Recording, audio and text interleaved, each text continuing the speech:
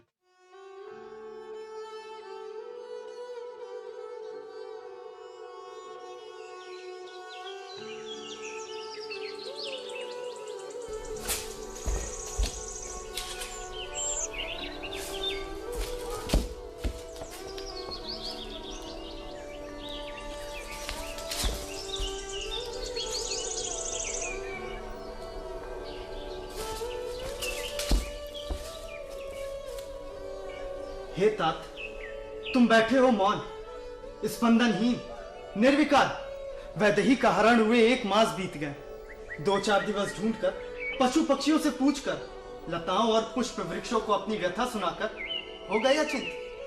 बोलते कुछ भी नहीं, बस सुधि जब आती है रघुकुल कुलवधू की, अश्रों की अविरल धारा में भुला देते उन्हें। बताते ये भी नहीं भविष्य में क्या करना है। हे प्रिय लक्ष्मण, जो किया है हमने अब तक, भविष्य का भी वही लक्ष्य है।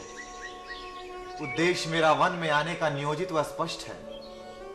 संपूर्ण इस आर्यवर्त में प्रसारित करने अपनी धर्मचर्या, दिलाने मानव को उसका न्यायोचित अधिकार, धरा को दानव विहीन करने, तोड़ने कुत्सित जातीय विचार, मिटाने असमता का व्यवहार। मैं सुख भोगने हेतु नहीं आया इन कंटकाच्छादित वनों में।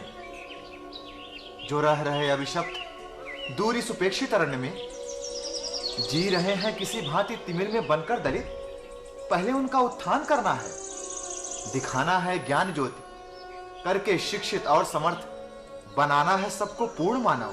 बीत गए 12 वर्ष, इनके उत्थान में क्या मिला प्रभु आपको? भार्या भी हरी गई। क्रोध करते हो इन पर? ये निरीह निर्दोष हैं। कर्म में जब सब लगे हैं जगत के प्रत्येक अपने, कार्य जो नियत है उसको हम और तुम करें। कर्म कर रहे जो दानव, उससे हम विचलित ना हो। दंड तो उनको मिलेगा मेरे इस धनवान से, किंतु होगी अनीत की वो असहनीय अंतिम घड़ी। और तब तक क्या नरोत्तम? हाथ पर रख हाथ, हम नियति का खेल देखें। क्यों नियति का खेल देखें? नित्य समझाता हूं तुमको, रिक्त अपने इन क्षणों को, अनमोल जीवन के पलों को कर दो समर्पित। इन विवश भटके हुए प्राणियों को अंत में यही फलेंगे, दानवों से युद्ध के घोर निर्णायक समय में ये दलित, उपेक्षित, शोषित, शौर्य की प्रतिमूर्ति बनकर राक्षसों का वध करेंगे और क्षिति पर कल्पतरु सम सबके लिए अमृत बनेंगे। तो क्या माता सीता के प्रति हमारा कोई कर्तव्य नहीं बनता? नारी और कुटुंब प्रति कर्तव्य तो निर्वाह है, वहन करना भी उचित है अपने उत्तरदायित्व का। परंतु जब उपस्थित हो 2 कर्म एक साथ, श्रेयकर है प्रथम करना प्रजाहित के कार्य को। लेकिन माता को खोकर कैसे लौट पाएंगे हम अपनी अयोध्या को वापस? सीता को खोकर क्यों जाना गृह को वापस? कौन है मही पर ऐसा रण बाकुरा जिसको धूल धूसरित तुम क्षण में ना कर दो? किसकी बाहुओं में है इतना अतुलित बल जिसके भुजदंडों को यह कोदंड ना काट दे? कौन है अपराजित इस अचला पर सामर्थ्यवान जो रख सकता है सीता को पल भर भी? मेरी भ्रिकुटी के वक्र होते हे लक्ष्मण, कौन इस वसुधा पर ले सकता है श्वास? किंतु लक्ष्मण, असुरों के संहार का वो समय आने में वक्त थोड़ा विलंब है। उद्देश्य करना मात्र सेवा यदि है आने का यहाँ, तो साथ रखना क्या उचित नहीं देवी को सदा? आज तुम कटिबद्ध क्यों हो? जानने को तथ्य सब। लक्ष्मण देख, कुछ दिन से रहा था, अपनी वो प्राण प्रिया थक गई थी। यत्न करते चलते चलते साथ मिले, उसका अपेक्षित सहयोग मुझे नहीं था मिल रहा और मेरा कार्य क्रमशः उसे बोझ सा लग रहा। त्याग दिया तक्षण ही मैंने, कुछ दिनों विश्राम हेतु, और सबको ये बताने कि मेरे कर्तव्य पथ पर जो भी तनिक भी रोड़ा बनेगा, स्वयं भार्या ही क्यों ना हो, सदा निर्वासित रहेगा।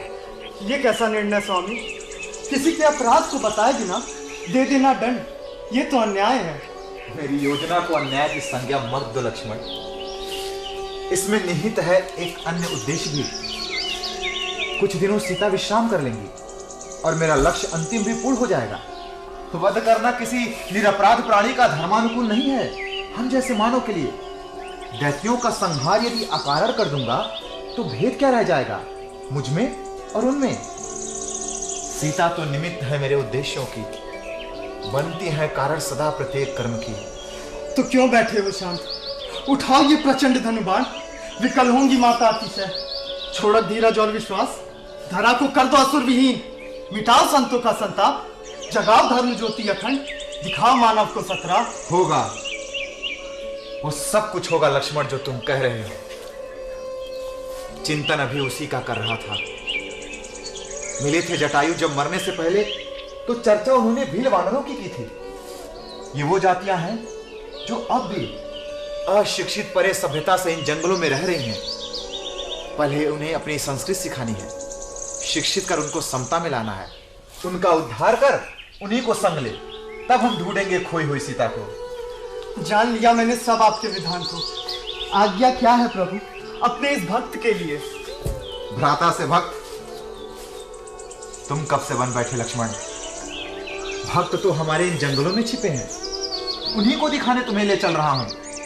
मतंग वन, जहां एक तपस्विनी बाट वर्षों से जो रही।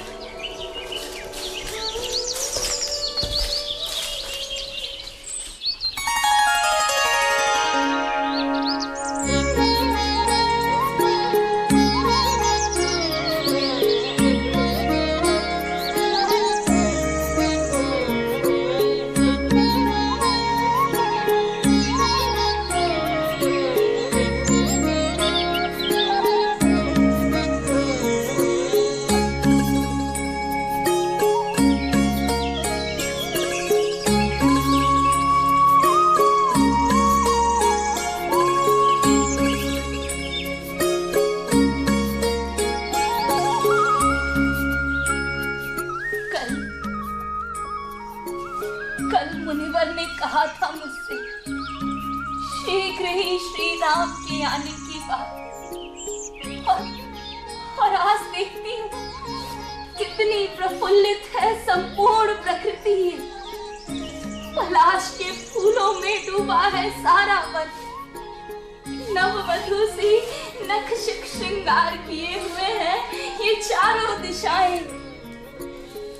मंजरी के बोझ में स्वागत में किसके झुकी हुई है ये वृक्षों की डालियां। मनोभावन सुगंध से क्यों सराबोर है आज ये चिर अभिशप्त जंगल। दृष्टि शिखर भी पड़ती है, हर्षित है कण कण। कानन के प्राणी सब कितने उत्साहित हैं, आतुर किसका पाने को दर्शन। ऐसा उल्लसित वातावरण क्यों? क्या प्रभु राम के आने की बेला? जब से उनके आगमन की आशा बंधी है, रह कर हर पल यही लगता कि जैसे वो आ गए। हाँ, कितना ही धैर्य धरती हूँ, पर ये अधीर मन सदा रहता है व्याकुल। लेकिन देखो, मैं भी उलझ गई जाने किस चिंता में, भूल कर अपने नित्य के कार्यों को। चलूं पथों को बुहार लूं। हाँ, चलती हूँ। अरे ये कागा क्या मेरी कुटिया पर बोला? अब कैसे जाऊं अपना घर छोड़कर? हे कागा, तुम्हारी ऋणी मैं रहूंगी। सच बोलो, क्या प्रभु आएंगे इस ओर? क्या करूं मैं व्यवस्था उनके स्वागत की, भूल कर अपने नित्य के नियमों को?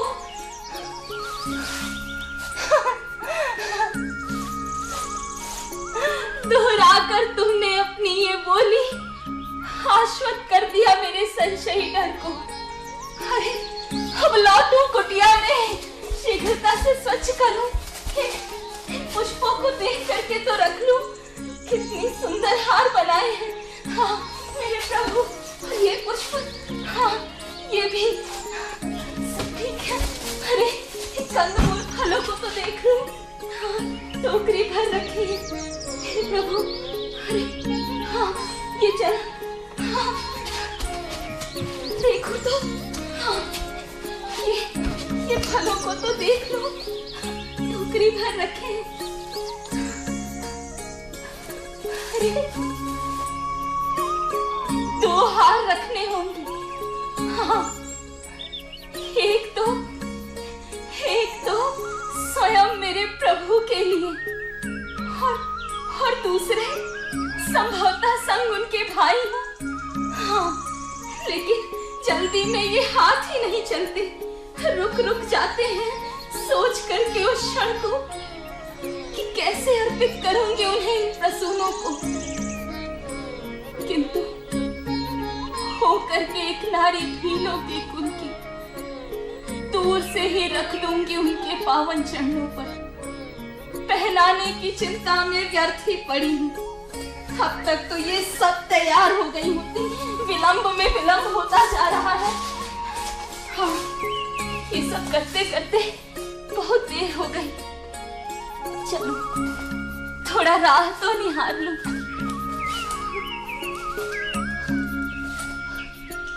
अभी तो कोई दिखता नहीं इधर आते हुए। क्या प्रातः काल ये कागा मुझसे झूठ बोला होगा?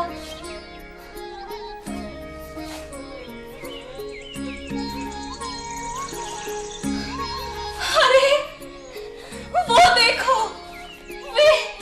वे दूर दिख रहे 2 मानव एक साथ इधर ही आते हुए, तपस्वी वेश में। कहीं वे ही तो नहीं? एक तो सांवले हैं और दूसरे जो संग हैं वे एक और वर्ण के हैं। और देखो ये प्रकृति भी अचानक कैसी प्रमुदित हो उठी है। चहचहाने लगे हैं सभी उदास पक्षी। पर ये पग क्यों हमारे थरथरा रहे हैं, बढ़ते ही नहीं आगे जाने की सज्ञात खुशी में। अरे चलूं अब आसन तो सच कर लूं, मेरे प्रभु आते ही होंगे। कितने क्लांत होंगे मेरे प्रभु वनों में चलते चलते। देखो अरे प्रभु, तुम आ गए प्रभु, तुम आ गए। क्या तुम सच में आ गए प्रभु? अरे मैं धन्य हुई प्रभु। अरे लोगों देखो मेरे प्रभु आ गए। अरे प्रभु तुम आ गए। प्रभु तुम्हें भूख लगी होगी ना? रुको मैं तुम्हारे लिए कुछ खाने को लाती हूँ। लो प्रभु कुछ खाओ। अरे मंद बुद्धि, पहले तो तुम्हारे पग पखारने होंगे। हाँ रुको प्रभु, रुको तुम, मैं तुम्हारे पग तो पखार दूं। बावली हो गई हूँ तुम्हें देखकर, क्षमा करना प्रभु। तुम तो जानते ही हो कि हम नारी ऐसी ही होती हैं, प्रतीक्षा करेंगी बहुत, बातें भी ना जाने कितनी सोचेंगी, लेकिन अंत में चुक जाएंगी खुशी पाकर। रुको प्रभु, तुम पहले भीतर आओ। आओ प्रभु भीतर आओ, तुम आओ प्रभु। बैठो इस आसन पर। बैठो प्रभु, तुम भी बैठो। रुको प्रभु, मैं तुम्हारे पग पखारती हूँ। लाओ प्रभु, लाओ।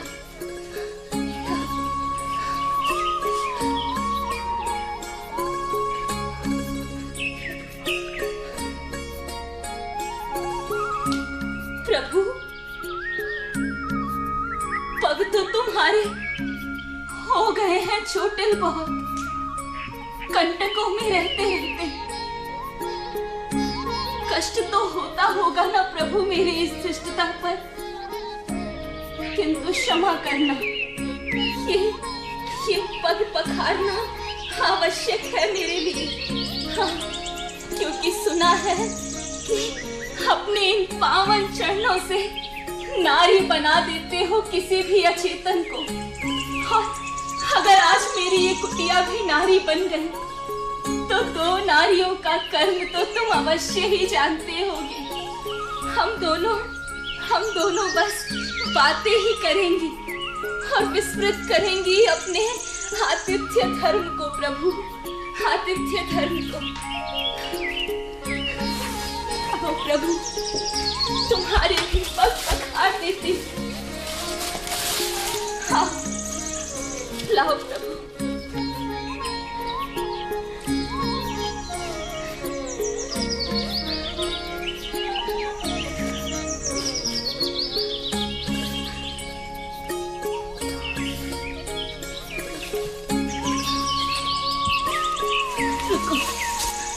रुको प्रभु।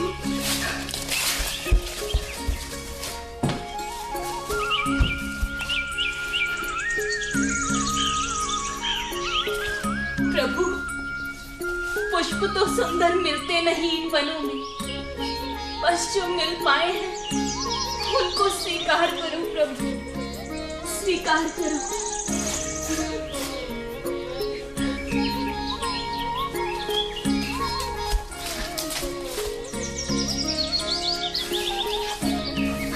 प्रभु, तुम भूखे हो ना? देखो देखो, मैंने तुम्हारे लिए कितने अच्छे पेड़ लाए हैं। देखो देखो। लेकिन अगर ये पेड़ें खट्टी हुई तो कहीं मेरे प्रभु की जिह्वा ना खट्टी हो जाए। नहीं, मैं स्वयं ही देख करके देती हूँ।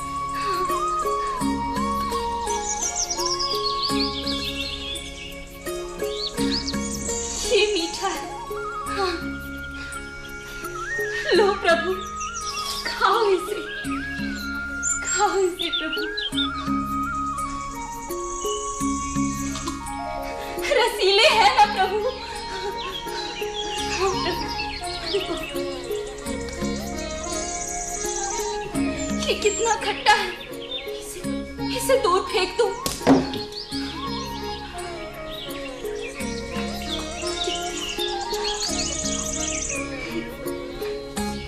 ये मीठा है।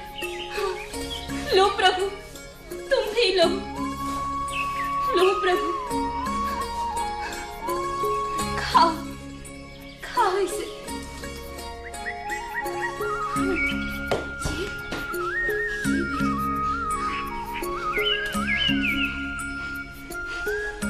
ये भी मीठा है। अरे तुम तो खा गए, लो ये भी खाओ, लो और दो प्रभु।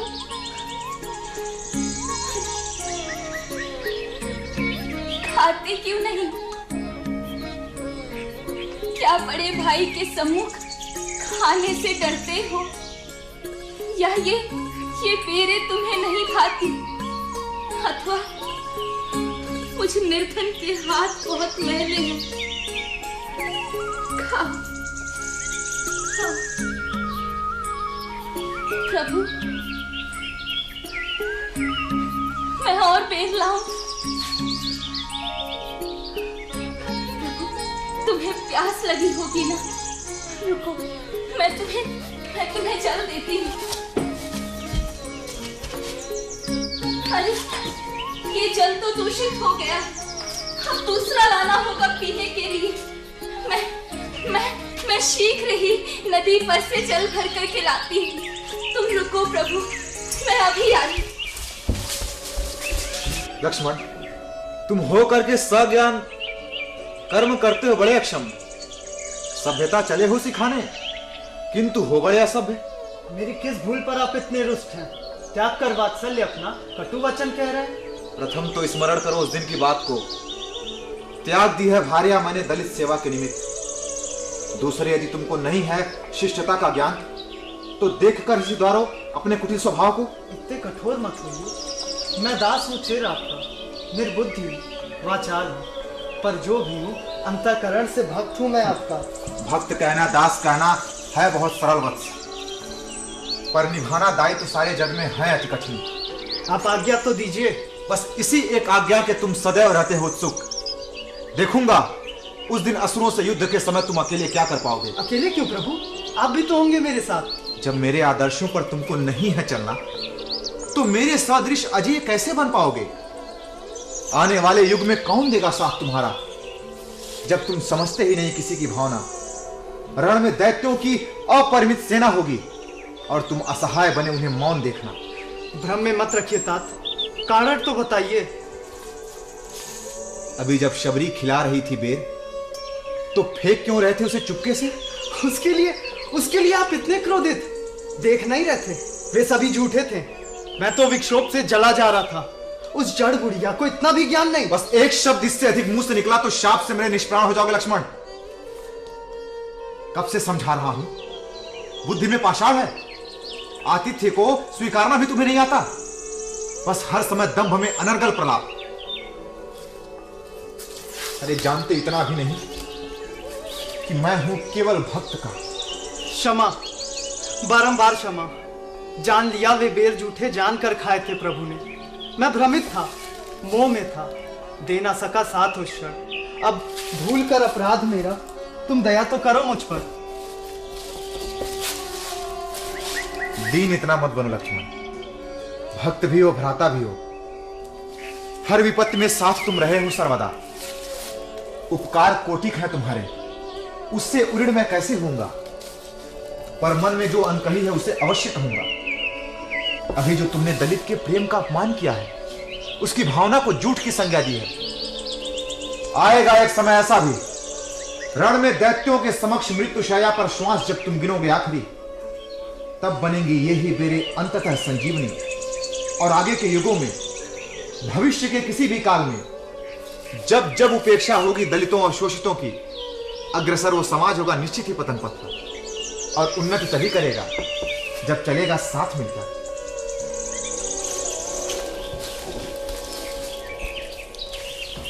प्रभु, मैं चल ले आई प्रभु। ये लो, इसे ग्रहण करो।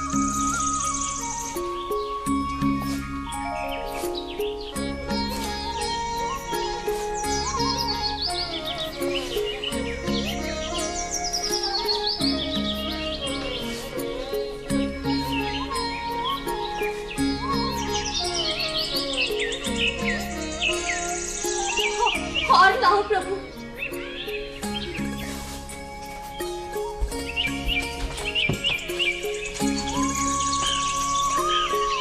हे कृपा सिंधु, यदि आप प्रसन्न हैं और नहीं है क्लांत, तो मेरी विनती सुने। मैं हूं अधम से अधमतर नारी, बुद्धिहीन, असमर्थ, वर्षों से संघर्षरत, एक उद्देश्य निमित्त चिंतित अपनी जाति और समाज के लिए। वे बहुत दीन हैं, अज्ञानी हैं। देव, अब आप उन पर भी कुछ कृपा करें। हे भामिनी, सुनो मेरी बात। मानता हूं मैं मात्र आस्था का नाता, जात पात कुल धर्म प्रशंसा धन पौरुष कुटुंब बुद्धि प्रतिष्ठा, इन सब के होते हुए आस्थाहीन मानव जल के बिना वारिद सदृश मुझको नहीं है भाते। आया हूं इस अरण्य में मैं तो स्वयं इसी उद्देश्य हेतु, दिखाने राह भटके हुए प्राणियों को, मिटाने समाज में फैली कुरीतियां, हटाने असमता का घृत व्यवहार। तो क्या प्रभु वे सुधर जाएंगे? वो देखो, तुम्हारे परिवारजन और जाति समाज सब स्वयं प्रयत्नशील हैं अपने सुधार में। वे अति शीघ्र ही मेरी प्रेरणा और अपने आदर्शों का अनुगामी बनकर तुम्हारे आदर्श का सब व सुसंस्कृत एक दिन बन जाएंगे। तो प्रभु हमको मुक्त करे इन सभी सांसारिक बंधनों से, क्योंकि पाकर दर्शन आपका आज मैं सुचित्त हुई और देख अपने इस सुधरते समाज को आज मैं संतुष्ट हुई। कृपा करें।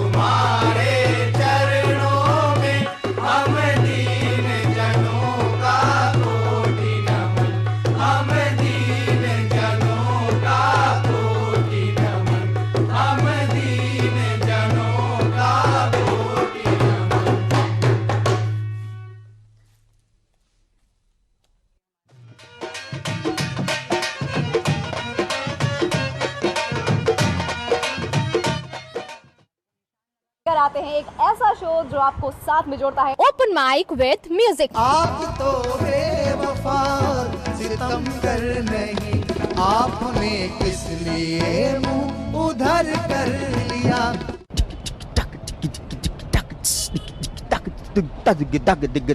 चलते इश्क में पड़ जाते हैं। नमस्कार दोस्तों, मैं हूं सुनील पाल, आपका कॉमेडी का लाल, और आप लोग जरूर देखिए open mic with music only on DD UP. सारा ज़माना हसीनों का दीवाना। Open mic with music. ये संतान श्राप है। आशीर्वाद के रूप में जो श्राप आपने मुझे दिया है वो आपको ही मुबारक हो। जानकी ब्रह्मदत्त।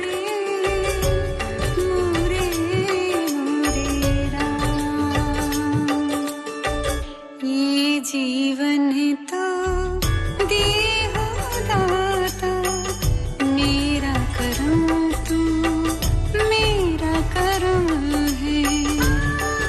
मधु ने जानकी को पेट से नहीं दिल से जन्म दिया है।